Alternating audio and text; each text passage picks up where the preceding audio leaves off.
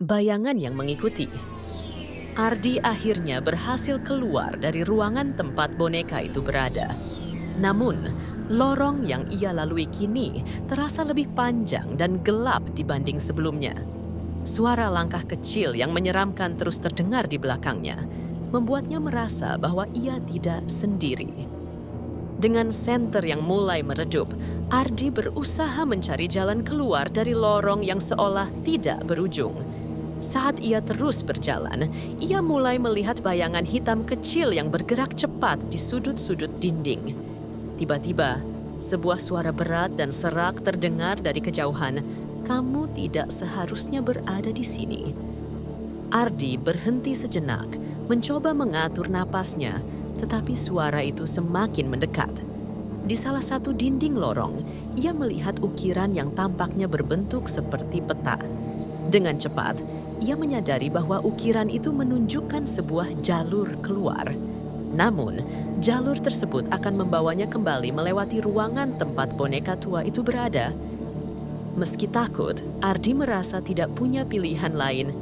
Ia kembali berlari ke arah ruangan itu, berharap bisa melewati pintu lain yang mungkin ada di sana. Ketika ia mendekati pintu ruangan, ia melihat bayangan boneka itu di lantai, berdiri di tengah ruangan dengan kepala yang perlahan bergerak ke arahnya. Saat Ardi memberanikan diri melangkah masuk, suara pintu yang berderit memekakan telinga membuatnya berhenti sejenak. Boneka itu kini tidak lagi berdiri di kursi, melainkan berada di dekat dinding, menunjuk ke arah tertentu.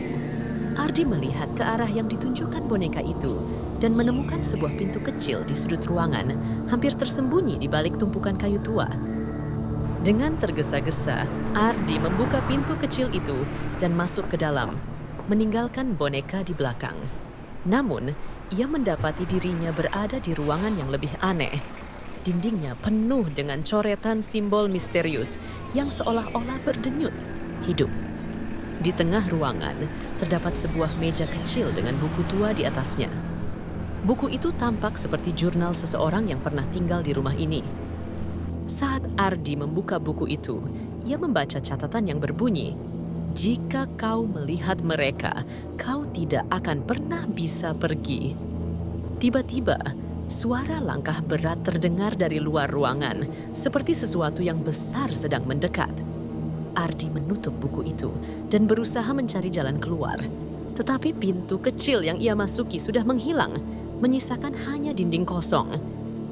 Ardi yang panik mencoba menggaruk dinding untuk mencari pintu keluar.